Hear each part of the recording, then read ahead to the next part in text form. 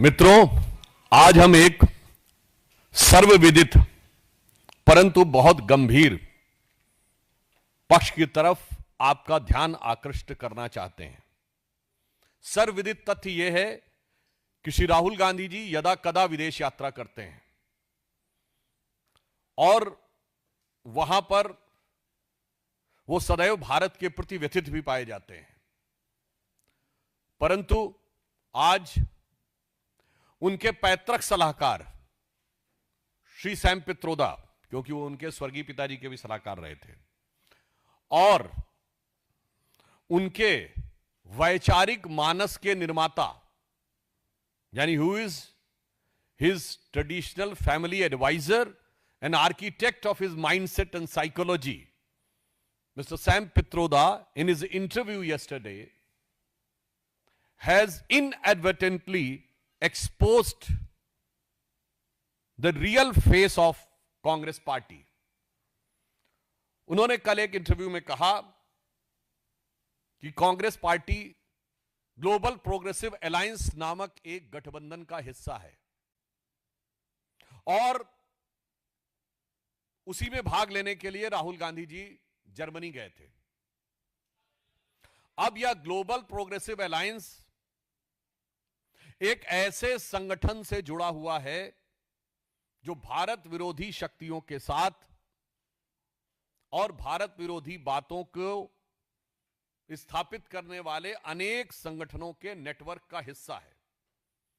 इसी यात्रा के दौरान आपको पहले से यह बात पता है कि सेंट्रल यूरोपियन यूनिवर्सिटी की प्रेसिडेंट कॉर्नेलिया वुल से वो मिले थे और स्पष्ट रूप से central European university George Soros की ओपन सोसाइटी फाउंडेशन से फंडेड है। अब सैम पित्रोदा जी से जब यह पूछा जाता है कि ग्लोबल प्रोग्रेसिव अलायंस का क्या संबंध है कांग्रेस से, तो वो स्वयं रहस्योद्घाटन करते हैं कि राहुल गांधी जी उसके प्रेसिडियम है और सैम पित्रोदा उसके मेंबर, यानी राहुल गांधी जी उसके अध्यक्षीय समकक्ष हैं और सैम पित्रोदा उसके सदस्य हैं। और मजे की बात वो कहते हैं कि 110 कंट्रीज का डेमोक्रेसी का ये अलायंस है। मैं सैम पित्रोदा जी और कांग्रेस के तमाम वरिष्ठ लोगों से पूछना चाहता हूं, भाई साहब 110 कंट्री दुनिया में हैं कौन से जिनमें स्थायी लोकतंत्र है? मैं पूछना चाहता हूं। 190 देश कुल हैं जिसमें 57 मुस्लिम देश हैं, स्थायी लोकतंत्र किसी में नहीं, 57 या माइनस। इसके अलावा कम से कम 30-40 देश राजतंत्र हैं ऑफिशियली, उनको माइनस कर दीजिए तो संख्या 100 के नीचे आ जाती है। बाकी डिक्टेटरल रिजीम है। तो वेस्टर्न वर्ल्ड को छोड़कर ईस्ट में अगर आप देखें तो ऑस्ट्रेलिया, न्यूजीलैंड, जापान और भारत के अलावा कोई स्थायी लोकतंत्र नहीं है। तो पहले यह दिखाई पड़ता है कि लोकतंत्र के आवरण में यह कौन से देशों का समूह है जो लोकतंत्र के नाम के ऊपर वास्तविक लोकतंत्र के आधार भारत के ऊपर आघात करता हुआ दिखाई पड़ता है। Now, I want a clear answer from the Congress party. Which are these 110 countries which you yourself says that there is a democratic alliance of 110 democratic countries? Because there are around 57 Muslim countries in which there is no vibrant, consistent democracy. They are either theocratic states or very weak, fragile democracies. Around 30-40 states still which are monarchies. There are significant number of countries which are dictatorial regime. So which are these countries which in the disguise of democratic countries try to damage the cradle of democracy in the world, that is India? Because there are only 33-34% population which is under democracy in the world, out of which 17% are we. Other than the Western world, in East only India, New Zealand, Australia and Japan are the consistent, strong, vibrant democracies. So when it was asked, it has been exposed that Congress is officially there having position in that global alliance which tried to malign and mar the reputation and democracy in India. उसके बाद उनसे सवाल पूछा जाता है कि George Soros के साथ जुड़े लोगों के साथ वो उठते बैठते हैं तो वो क्या कहते हैं, मुझे कोई फर्क नहीं पड़ता। इंग्लिश में उन्होंने कहा, वी डोंट केयर तो मैं आज कांग्रेस से पूछना चाहता हूं कि अगर आप ये कह रहे हैं वी डोंट केयर, तो मैं उनसे पूछना चाहता हूं whom do you care? फिर मैं कह रहा हूं, आपने कहा मुझे किसकी परवाह नहीं, तो आज हम कांग्रेस से पूछना चाहते हैं आपको किसकी परवाह है, जो बाध्य करता है कि आप संसद के सत्र के दौरान जाते हैं वहां पर किसकी परवाह है, किसका दबाव है और किसके हुक्म का पालन करने के लिए आप विदेश जाते हैं चलते संसद सत्र के दौरान और भारत विरोधी शक्तियों के साथ मंच साझा करते हैं। इससे एक बात बहुत स्पष्ट हो गई है कि कांग्रेस पार्टी अब सैम पित्रोदा के यह कहने के बाद, मैं कांग्रेस पार्टी से पूछना चाहता हूं, भारतीय जनता पार्टी कांग्रेस पार्टी से पूछना चाहती है, क्या आप भारत विरोधी वैश्विक दुरभिसंधि के सदस्य बन गए हैं? We want to ask the Congress party, have you become the member of the nefarious nexus of anti-India global forces, as it has been accepted by Mr. Sam Pitroda, giving a proper and categorical reference to Rahul Gandhi? और अब ऐसा प्रतीत होता है कि भारत विरोधी इस वैश्विक दुरभिसंधि के राहुल गांधी जी भारतीय राजनीति में स्थायी प्रवक्ता हो गए हैं। जैसे संयुक्त राष्ट्र संघ में स्थायी प्रतिनिधि होते हैं, वैसे राहुल गांधी जी भारत विरोधी वैश्विक शक्तियों के गठजोड़ के भारत की राजनीति में स्थायी प्रतिनिधि हो गए हैं। It seems if Congress doesn't reply categorically, then it can be inferred that Rahul Gandhi has become the permanent representative of anti-India global nefarious nexus to malign and mar the democratic process of India. अब इससे पहले भी याद करिए, एक संगठन FDLAP forum for democratic liberties Asia Pacific की को चेयरमैन सोनिया गांधी जी पाई गई थी। वो को चेयरमैन अभी भी हैं और ये भी जॉर्ज सोरेस से फंडेड था, जिसका जवाब आज तक कांग्रेस ने नहीं दिया हुआ है। और अभी राहुल गांधी जी कुछ दिन पहले, आपको ध्यान हो, बहुत आपत्ति किए थे कि Russian president Shri Vladimir Putin ji से उनकी मुलाकात नहीं हुई। मुलाकात सिर्फ भारत सरकार मेजबानी नहीं तय करता, मेहमान भी तय करता है। मैं राहुल गांधी से पूछना चाहता हूं कि आप अभी जर्मनी गए थे, तो आपने फ्रेडरिक एबर्ट स्टिफ्टंग नामक जिस संस्थान में जाकर भारत विरोधी बयान दिया, FBS, Friedrich Ebert Stiftung, this is banned in Russia since 2025. The Department of Ministry of Justice in April 2025 of Russia has stopped all the activities of this organization in Germany. अब आप बताइए, आप किसी देश के द्वारा अनलॉफुल और देश विरोधी घोषित किए गए संगठन के फोरम पे जाकर भाषण देंगे, फिर कहेंगे कि वो देश आपको मिलना नहीं चाहता आपसे। इससे यह स्पष्ट हो जाता है। और इससे पहले भी आप लोगों को यदि विस्मृत हो गया हो तो मैं दोबारा स्मरण दिलाना चाहता हूं कि 23 जनवरी 2020 को वर्ल्ड इकोनॉमिक फोरम डावोस में जॉर्ज सोरस ने बाकायदा कहा था कि दुनिया में सिविल सोसाइटी को दोबारा स्थापित करने के लिए और नेशनलिस्ट फोर्सेस को समाप्त करने के लिए $1 बिलियन उन्होंने रखा है। और भारत और प्रधानमंत्री श्री नरेंद्र मोदी जी का नाम उन्होंने सिंगल आउट करके कहा था। यानी अब ये कोई ढकी छुपी बात नहीं है कि on 23rd of January 2020, George Soros in the World Economic Forum in Davos has categorically pledged $1 billion to establish the battle for erosion of civil society and fights nationalist. Again, I am emphasizing, fight nationalist. It means those who are fighting are definitely not nationalist. And then he said that during the speech, he singled out the India, calling the rise of nationalism under Modi government as the biggest and frightening setback. यानी भारत में श्री नरेंद्र मोदी जी के नेतृत्व में राष्ट्रवाद का उदय उनके लिए बहुत गंभीर धक्के के समान है। अब इससे एक बात और स्पष्ट हो गई है कि राहुल गांधी जी को कांग्रेस और कांग्रेस पार्टी के द्वारा सत्ता प्राप्ति की समस्त संभावनाएं समाप्त होती नजर आ रही हैं। इसलिए सिर्फ वो भारत विरोधी विदेशी शक्तियों के आधार पर सत्ता पाने का दिवा स्वप्न देख रहे हैं। क्योंकि अगर वो ये कहते हैं कि उनको चुनाव में वांछित सफलता नहीं मिलती, तो मैं आप सबसे पूछना चाहता हूं, आपने कितनी बार कांग्रेस के कार्यकर्ता सम्मेलन देखे हैं विगत 11 वर्षों में? राहुल गांधी जी को प्रोजेक्ट करने की यात्राएं देखी हैं? हमारी पार्टी में बूथ लेवल वर्कर्स के सम्मेलन जिलों जिलों में होते हैं। कांग्रेस के कितने सम्मेलन आपने देखे? मंडल अध्यक्ष स्तर के कितने सम्मेलन देखे? जिला अध्यक्ष, जिला स्तर के कार्यकर्ताओं के कितने प्रशिक्षण वर्ग देखे? सांसदों का भी प्रशिक्षण वर्ग 2 महीना पहले हुआ था। आप सबने माननीय प्रधानमंत्री जी की फोटो देखी होगी, वो पीछे की रो में बैठे हुए थे और युवा सांसदों को आगे करके उनके भाषण दिए गए, फिर ग्रुप में बात। ऐसा कोई कार्यक्रम देखा कांग्रेस के द्वारा? प्रधानमंत्री मोदी जी के जन्मदिन से महात्मा गांधी जी के जन्मदिन तक सेवा सप्ताह मनाया, भाजपा कार्यकर्ताओं को आपने सेवा करते देखा। कांग्रेस का कोई ऐसा कार्यक्रम देखा?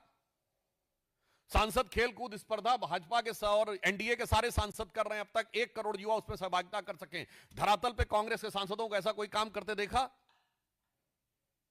यानी वो एक ऐसा बल्लेबाज हो गया जो नेट प्रैक्टिस करता नहीं है और मैच में आउट होने पे अंपायर को दोष देता है। और सिर्फ इतना ही नहीं है, नेट प्रैक्टिस नहीं करते हो तो अलग है, आपस में लड़ते खूब है। कांग्रेस जहां जहां सत्ता में है, हम विपक्ष में थे तो हमने मॉडल दिया था। गुजरात का मॉडल था, मध्य प्रदेश की सरकार ने एक मॉडल दिया था। जब यूपी में हमारी क्लियर मेजॉरिटी की सरकार आई 90 के दशक में, वहां हमने एक मॉडल दिया था। मगर कांग्रेस ने क्या मॉडल दिया? आपकी सरकार है, दिखाइए। कर्नाटक में आपको प्रस्तुत करना चाहिए, एक गवर्नेंस का मॉडल है। हिमाचल में गवर्नेंस का मॉडल दिखाइए, तेलंगाना में गवर्नेंस का मॉडल दिखाइए। तो वहां मॉडल क्या रहता है? जहां सत्ता में आते हैं आपस में लड़ते हैं। राजस्थान में गहलोत जी और पायलट जी लड़ते रहे जब तक सत्ता रही। छत्तीसगढ़ में के.एस. सिंहदेव और भूपेश बघेल लड़ते रहे जब तक सत्ता रही। अब कर्नाटक में डी.के. शिवकुमार और सिद्धारमैया लड़ रहे हैं। यानी ये ऐसे खिलाड़ी हैं जो नेट प्रैक्टिस करते नहीं हो, दोनों बैट्समैन एक दूसरे से लड़ते हैं और रन आउट होने पे अंपायर को दोष देते हैं और फिर स्टेडियम के बाहर किसी से कोशिश करते हैं कि किसी तरीके से मैनेज करके हारे हुए मैच को जीता साबित कर दिया जाए। मुझे लगता है कि भारत के लोकतंत्र के लिए एक बहुत गंभीर और खतरनाक सवाल पैदा करता है। इसलिए हम आज कांग्रेस पार्टी से पूछना चाहते हैं कि आपने जो ग्लोबल प्रोग्रेसिव अलायंस में राहुल गांधी जी के प्रेसिडियम होने और सैम पित्रोदा के सदस्य होने का रहस्योद्घाटन किया है, इस संगठन की भारत विरोधी शक्तियों के साथ जो संधि है उसमें कांग्रेस का क्या रोल है? और इसीलिए मैं विनम्रता से पूछना चाहता हूं, राहुल गांधी जी ने भारत की प्रतिद्वंदी देशों की बहुत बार तारीफ की है। उन्होंने कहा चाइना जो है बेरोजगारी से निकल आया है। चाइना में बेरोजगारी का डाटा अगर इस समय देखें 17% है, भारत में 5% है। चाइना ने पिछले महीने रियल एस्टेट सेक्टर का डाटा देना बंद कर दिया है, सेल्स का। मगर आज तक उन्होंने भारत के समर्थन में एक भी बयान नहीं दिया। चलिए ठीक है, आप विदेश जाते हैं, यूएस कांग्रेस में इंडिया कॉकस भी है, यानी भारत के समर्थक सांसदों का समूह। कितनी बार आप उनसे मिले? कितने चेयरमैन से मिले हैं आप उनके? भारत के समर्थक थिंक टैंक्स जो हैं, मैं थिंक टैंक्स का नाम लेके उनको कैटेगराइज नहीं करना चाहता, मैं खुद गया हूं ऐसे 3 थिंक टैंक्स में 2-3 बार। भारत के समर्थक माने जाने वाले थिंक टैंक्स में राहुल गांधी ने कितनी बार शिरकत की है? भारत समर्थक सांसदों से, भारत समर्थक उद्योगपतियों से, भारत समर्थक विचारकों से कितनी बार मुलाकात की है? हमेशा भारत विरोधी शक्तियों के साथ ही मुलाकात करते हैं। इससे यह समझ में आता है कि इनके मन की जो भावना है वो इस समय कांग्रेस पराजय से कुंठाग्रस्त है, तो वो कुंठाग्रस्त भी है, घुसपैठिया परस्त भी है और वैसे लस्तपस्त है। और विपक्ष से भारत विरोधी शक्तियों का समर्थन पाने के लिए आश्वस्त है। तो आज मेरा कांग्रेस से मानना है कि वो इस विषय पर अपने संबंध को स्पष्ट करें, और अगर आप नहीं करेंगे तो याद रखिए देश की जनता बहुत प्रबुद्ध है और वह बात बहुत गंभीरता से देख रही है। जिसे कहते हैं जो चुप रहेगी जुबान खंजर तो लहू पुकारेगा आस्तीन का। जनता हर चीज को देख रही है, बहुत गंभीरता से देख रही है, और एक एक राज अब पर्दाफाश होता हुआ नजर आ रहा है। अब देश के सामने कहीं कोई कंफ्यूजन नहीं रह गया है। दो ही ताकतों के बीच में देश में मुकाबला है, एक जांचे परखे खरे प्रधानमंत्री श्री नरेंद्र मोदी जी के नेतृत्व में विकास, अंत्योदय और राष्ट्रवाद के महामेरु की तरह खड़ा हुआ भारतीय जनता पार्टी और एनडीए का गठबंधन। दूसरी तरफ लगातार पराजय का रिकॉर्ड बनाते हुए कुंठाग्रस्त, घुसपैठिया परस्त पार्टियों का गठबंधन लेकर फ्रस्ट्रेशन में भारत विरोधी शक्तियों के साथ भारत के कमजोर करने का दिवा स्वप्न देख रहा इंडिया गठबंधन। धन्यवाद।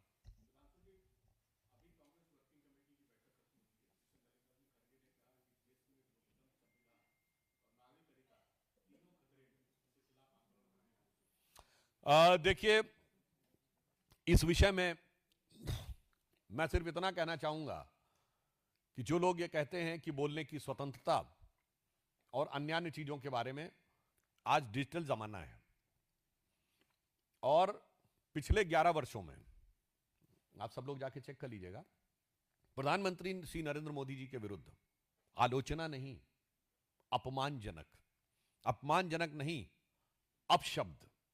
अपशब्द नहीं, भद्दी गालियां नहीं, मौत की कामना करने के बयान देकर भी जलवाए जलाल के साथ लोग राजनीति कर रहे हैं और उसके बाद हमको भाषण दे रहे हैं।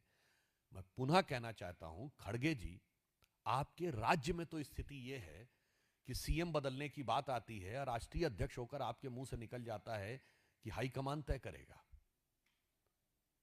तो आप अपने राज्य में तो निर्णय लेने की स्थिति में नहीं हैं, आप लो कमांड हैं, तो हाई कमांड को आप डिक्टेट नहीं कर सकते हैं। तो मुझे लगता है देश को प्रवचन देने से बचने का प्रयास करना चाहिए। आत्मावलोकन करिए, आत्म प्रवंचना नहीं, सेल्फ इंट्रोस्पेक्शन करिए, सेल्फ डिसेप्शन नहीं।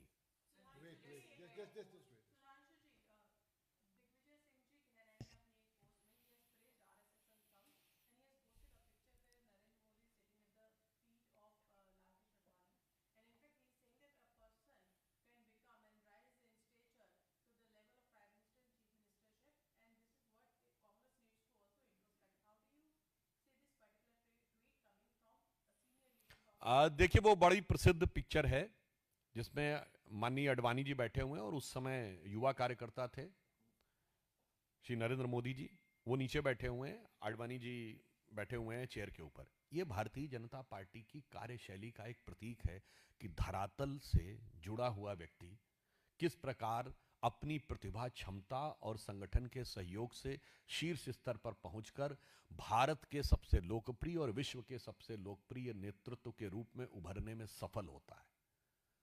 तो कहीं ना कहीं दिग्विजय सिंह जी को भी, अब वो बहुत वरिष्ठ हो गए हैं, राजनीति को उन्होंने देखा है, तो इस रूप में जाके हो सकता है उन्हें इस बात का एहसास हो रहा हो, क्योंकि हमारे श्री नरेंद्र मोदी जी गुदड़ी के लाल हैं और उनका नेतृत्व जवाहर के लाल जी से है। तो वो अप साइड डाउन है, इसलिए अपनी पार्टी को अप साइड डाउन लेके आए हैं। हमारे नरेंद्र मोदी जी गुदड़ी के लाल हैं, वो बॉटम से अप उठे हैं, तो पार्टी को भी बॉटम से अप करके ऊपर तक ले जा रहे हैं।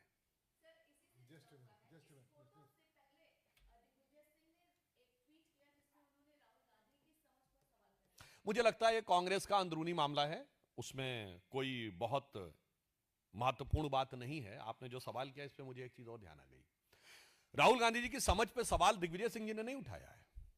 बराक ओबामा ने अपनी किताब द प्रॉमिस लैंड में चैप्टर नंबर 24 में लिखा है, and I quote, Rahul Gandhi has a nervous, uninformed quality about him, as if he were a student who's done the coursework and was eager to impress the teacher, but deep down lacked either the aptitude or the passion to master the subject. यानी वो एक ऐसे छात्र की तरह हैं जो अपने टीचर को प्रभावित करने की छटपटाहट में बहुत कुछ भाव भंगिमा तो दिखा रहा है, पर वास्तविक ज्ञान और गंभीरता का उसमें अभाव है. अब यहां पर मैं एक और बात कहना चाहता हूं.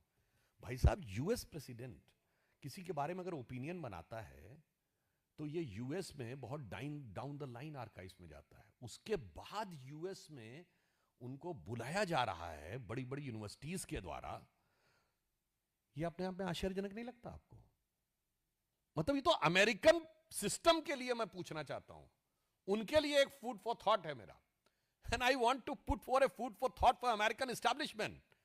If your president has this type of opinion about a person, then how he can be allowed and how he was invited for Ivy League universities to give a objective view, and the view can be considered objective.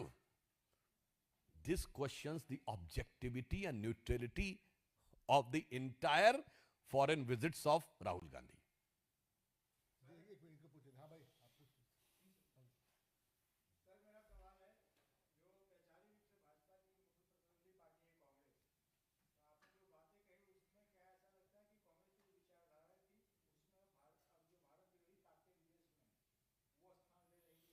नहीं, कांग्रेस हमारी वैचारिक रूप से विरोधी party नहीं है, वो विचारहीन party है.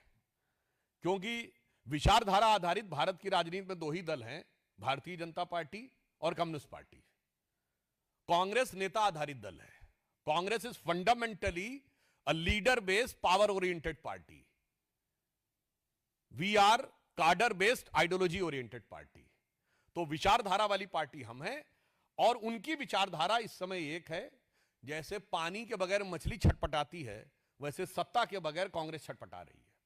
और यह बात मैं ऐसे ही नहीं बोल रहा हूं. 2014 में उनको लगा था कि तुक्का लग गया, 19 में तो हम आ जाएंगे. आपने देखा होगा 19 के बाद छटपटाहट बढ़ी है. ये जॉर्ज सोरस का बयान मैंने जनवरी 2020 का कोट किया है. और 24 के बाद वो छटपटाहट तड़फड़ाहट में बदल गई है. तो उनकी विचारधारा सत्ता है, हमारी विचारधारा राष्ट्र की महत्ता है.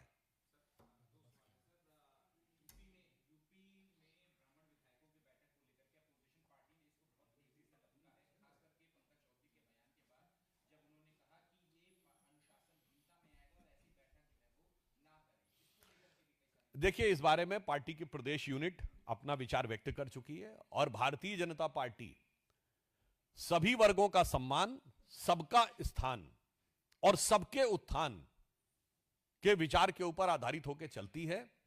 और जो पार्टियां जातियों का नाम लेकर जातियों को अपमानित करने के भाव से राजनीति करती हैं, याद करिए बिहार में लालू प्रसाद यादव जी का फेमस डायलॉग होता था, भूरा बाल साफ कर रहा हूं, तो 4 जातियों का नाम था. गुजरात में माधो सिंह सोलंकी, खाम, KHAM 4 जातियां. हरियाणा में अजगर 4 जातियां. कर्नाटक में अहिंदा 4 जातियां.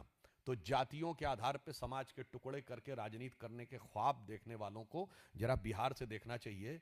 जो कहते थे भूरा बाल साफ कर रहा हूं लालू जी, उनके बिटवा ने आके पूरा बाल साफ कर दिया है, मुंडन करवा दिया है. तो आगे विरोधियों को भी इसके लिए तैयार रहना चाहिए.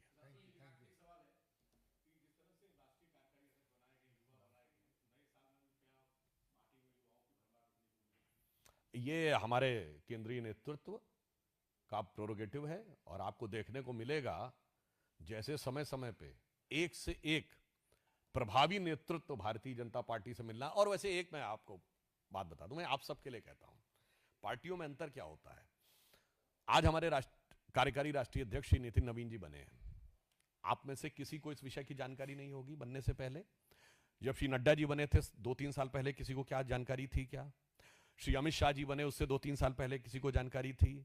श्री नितिन गडकरी जी बने उससे पहले कोई 2-3 साल पहले किसी को जानकारी थी? श्री राजनाथ सिंह जी दिसंबर 2005 में बने, 2-3 साल पहले किसी की जानकारी थी? ये होता है कार्यकर्ता आधारित व्यवस्था. और आज मैं आपसे पूछूं, जब ये अमृत काल समाप्त होगा 2047 में भाजपा का राष्ट्रीय अध्यक्ष कौन होगा कोई नहीं बता सकता आप में से, मगर कांग्रेस में बता सकता है कि अगर पार्टी रही तो राष्ट्रीय अध्यक्ष या वास्तविक राष्ट्रीय अध्यक्ष यानी राष्ट्रीय अध्यक्ष या हाई कमांड जिसके हाथ में कमान होगी वो इसी परिवार से होगा।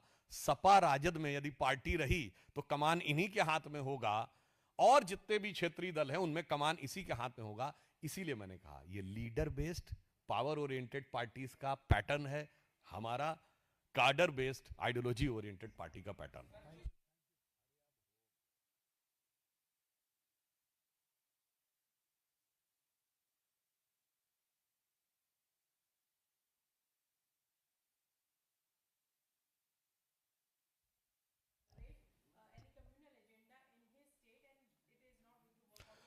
Those government whose ministers officially has used this type of dastardly statement that eradication of Sanatan Dharma was a well thought of conference, and they have audacity to say that they want to have a communal harmony in the country, and moreover that the next day Hindu Dharma is a virus, it is a corona, and they want to create hatred among the states. What type of dastardly statement was given by DMK minister about the Bihar people?